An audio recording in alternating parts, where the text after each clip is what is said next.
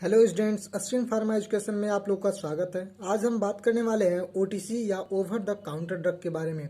आज हम जानेंगे कि ओटीसी ड्रग क्या क्या होते हैं, ओटीसी ड्रग के एग्जाम्पल क्या क्या हैं, इसके एडवांटेज डिसएडवांटेज और इसके रिस्क फैक्टर के बारे में। चलिए स्टार्ट करते हैं आज का वीडियो। सबसे पहले बात करते हैं कि ओटीसी ड्रग क्या होता है। ओटीसी ड्रग का full form over the counter drug होता है। इसे हम नॉन प्रिस्क्रिप्शन ड्रग के नाम से भी जानते हैं। They are called non-prescription drug, that is, they can be sold legally without a prescription order. इन्हें हम नॉन प्रिस्क्रिप्शन ड्रग कहते हैं क्योंकि ये बिना किसी प्रिस्क्रिप्शन के लीगली खरीदे जा सकते हैं। These drugs which are safe and effective for use by the general public without a doctor prescription. ये जो ड्रग होते हैं वह पब्लिक के लिए सेफ और इफेक्टिव होते हैं और इन्हें खरीदने के लिए हम लोग को डॉक्टर के प्रिस्क्रिप्शन की ज़रूरत नहीं होती है, या ओटीसी ड्रग को हम बिना किसी प्रिस्क्रिप्शन के किसी भी मेडिकल शॉप या प्रैक्टिशनर के यहाँ से खरीद सकते हैं। ओटीसी ड्रग को हम आसानी से ऐसे समझ सकते हैं कि हमें बुखार होता है, हम डॉक्टर के पास न जाकर फार्मासिस्ट या किसी भी मेडिकल स्टोर से कोई भी बुखार की दवा ले लेते हैं, या फिर दर्द होने पर एनाल्जेसिक या दर्द निवारक दवा खा लेते हैं, या फिर हमें कोई भी फंगल इन्फेक्शन होने पर एंटी फंगल ड्रग लेते हैं तो हमें इसके लिए किसी भी प्रिस्क्रिप्शन की ज़रूरत नहीं पड़ती है।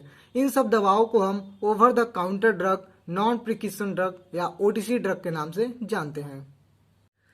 अब बात करते हैं एग्जाम्पल ऑफ ओटीसी ड्रग के।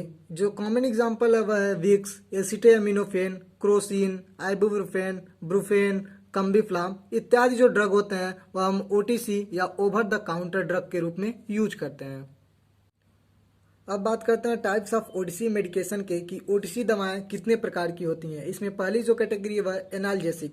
कुछ जो दर्द निवारक दवाएं होती हैं उनको हम ओवर द काउंटर ड्रग के रूप में यूज करते हैं। इसके बाद है कफ सप्रेसेंट। कफ को कम करने वाली जो दवाएं होती हैं उनको भी हम ओटीसी मेडिकेशन के रूप में यूज करते हैं। नेक्स्ट हमारा Knesset, non steroid anti inflammatory drug, जिसमें से हम एनाल्जेसिक यानी कि दर्द निवारक, एंटीपायरेटिक बुखार को कम करने के लिए और एंटी इन्फ्लामेटरी जो कि इन्फ्लामेशन को कम करने के लिए यूज़ करते हैं, वो भी ओटीसी मेडिकेशंस होती हैं। नेक्स्ट है हमारा एंटीसेप्टिक। एंटीसेप्टिक में हम लोग जो लोशन यूज़ करते हैं, ऑइंटमेंट यूज़ करते हैं, क्रीम यूज़ करते हैं या एंटी फंगल जो ड्रग यूज़ करते हैं वो हमारे एंटीसेप्टिक कैटेगरी की ओटीसी मेडिकेशन होती हैं। एंटीसेप्टिक का यूज़ हम लोग इन्फेक्शन और जर्म के ग्रोथ को रोकने के लिए करते हैं। उसके बाद है हमारा एंटाएसिड। एंटाएसिड में हम लोग जब स्टमक में एसिड की मात्रा ज़्यादा हो जाती है उसको न्यूट्रलाइज करने के लिए एंटाएसिड का ओटीसी के रूप में यूज़ करते हैं। नेक्स्ट हमारा एंटी फंगल। एंटी फंगल में हम फंगस इन्फेक्शन हो जाता है तो उसमें जो anti fungal drug, cream, lotion या पेस्ट यूज़ करते हैं वह हमारे ओटीसी ड्रग के अंतर्गत आते हैं।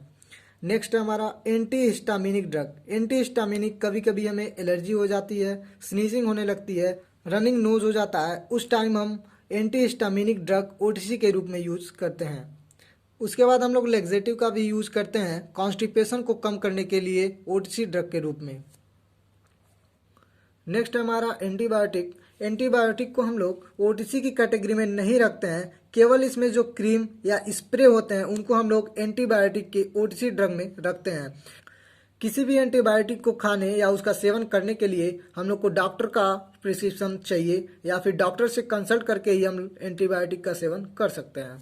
कुछ बर्थ कंट्रोल पिल्स भी आती हैं जैसे कि मालाडी, इन्हें हम ओटीसी ड्रग के रूप में यूज कर सकते हैं, लेकिन यदि हमें कोई अंदरूनी बीमारी है तो हमें डॉक्टर से कंसल्ट करके ही इन सब दवाओं का सेवन करना चाहिए। अब बात करते हैं इसके लेबलिंग की कि ओटीसी जो ड्रग होते हैं उनके लेबलिंग में कौन कौन सी इंफॉर्मेशन होना बहुत ज़्यादा ज़रूरी है। इसमें पहला जो है प्रोडक्ट नेम। हमारे ओटीसी ड्रग में प्रोडक्ट का नेम लिखा होना चाहिए। एक्टिव इंग्रेडिएंट्स, इसमें कौन कौन से एक्टिव इंग्रेडिएंट हैं। इनएक्टिव इंग्रेडिएंट्स, इसमें कौन कौन से इनएक्टिव इंग्रेडिएंट मिलाए गए हैं। Name and address of manufacturer. Manufacturer का नेम और एड्रेस भी लिखा होना चाहिए। Net quantity of ingredient, ingredient की कितनी मात्रा यूज की गई है ये भी हमारा इंफॉर्मेशन होना चाहिए। इंडिकेशन ऑफ यूज का मतलब है व्हेन टू यूज, मतलब दवा को कब यूज करना है ये भी ओटीसी ड्रग पे लिखा होना चाहिए। डायरेक्शन एंड डोज इंस्ट्रक्शन, कितनी मात्रा में हमको दवा लेना है और कैसे लेना है ये भी उस पर लिखा होना चाहिए। वार्निंग एंड कॉन्ट्राइंडिकेशन, अगर कोई वार्निंग है तो उसको भी इंक्लूड करना चाहिए। प्रिकॉशंस ऑन ड्रग इंटरेक्शन, इसका मतलब है कि ड्रग किसी अन्य ड्रग के साथ या रिएक्शन तो नहीं कर सकता है, ये भी उस पर इंक्लूड होना चाहिए। उसके बाद है एक्सपायरी डेट और बैच नंबर। ये जो इन्फॉर्मेशन है वो हमारे ओटीसी ड्रग के लेबलिंग में होना बहुत ज़्यादा ज़रूरी है।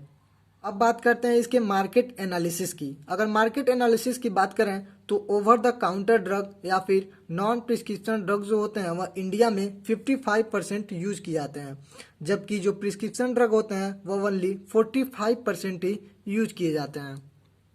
अब बात करते हैं ओटीसी ड्रग के प्रिकॉशंस की कि ओटीसी ड्रग लेने के बाद हमको क्या क्या बचाव करना चाहिए। सबसे पहला, carefully read and follow all direction on all medicine bottle and box. हमारे मेडिसिन के बॉटल या बॉक्स पे जो भी इंस्ट्रक्शन या डायरेक्शन दिए गए हैं उनको अच्छे से रीड करना चाहिए और उन्हें फॉलो करना चाहिए। नेक्स्ट है, take the minimum effective dose. हमें जितना हो सके कम से कम मात्रा का डोज यूज़ करना चाहिए। नेक्स्ट है, call your doctor if you think you are having a problem with medicine. अगर कोई मेडिसिन लेने से हमें कोई भी प्रॉब्लम या कोई दिक्कत होती है तो हमें तुरंत डॉक्टर से कंसल्ट करना चाहिए। Do not take a medicine if you had an allergy reaction to it in the past. अगर आपको उस दवा से पहले कोई एलर्जिक रिएक्शन हो चुकी है या आपकी बॉडी में कोई एलर्जिक रिएक्शन है तो आपको उस टाइम ओटीसी ड्रग नहीं लेना चाहिए। अब बात करते हैं ओटीसी ड्रग के रिस्क की कि ओटीसी दवाएं हमारे लिए सुरक्षित होती हैं या फिर नहीं होती हैं। OTC medication are safe but not risk free. OTC दवाएं जो होती हैं वह हमारे लिए सुरक्षित हैं लेकिन जोखिम मुक्त नहीं है, क्योंकि सभी दवाओं के साथ उपयोग के साथ जोखिम हो सकता है। जितने भी ओटीसी दवा हम लेते हैं वह सेल्फ लेते हैं, इसलिए इसकी पूरी जिम्मेदारी भी हमारी होती है। कौन कौन से रिस्क होते हैं, जिसमें पहला है delay in seeking medical advice for a serious illness. OTC दवा लेने के कारण हम किसी भी गंभीर बीमारी के लिए चिकित्सीय सलाह लेने में देरी कर देते हैं। सेकंड है risk of drug herbal dietary supplement interaction. जब हम खुद ओटीसी ड्रग लेते हैं तो हमारे एक ड्रग से दूसरे ड्रग के इंटरेक्शन या रिएक्शन के चांसेस रहते हैं। एक ड्रग का किसी हर्बल या जो हम लोग डाइट खाना खाते हैं उसके साथ भी रिएक्शन के चांसेस रहते हैं। नेक्स्ट है रिस्क ऑफ एडवर्स इवेंट। कभी कभी क्या होता है कि दवा खाने से हम लोग को एलर्जिक रिएक्शन होने लगते हैं, खुजली होने लगती है या फिर हमारे स्किन रेड होने लगते हैं, कभी कभी फीवर भी होने लगता है, तो ये सब एडवर्स इवेंट्स भी होने लगते हैं। नेक्स्ट है हमारा potential for dependence, misuse and abuse. इसमें दवाओं के दुरुपयोग का भी चांसेस रहता है, तो ओटीसी मेडिकेशन लेने के ये रिस्क होते हैं। तो अगर आपको वीडियो पसंद आई हो तो चैनल को लाइक करें, सब्सक्राइब करें और शेयर करना ना भूलें। मिलते हैं आपसे नेक्स्ट वीडियो में। Thank you.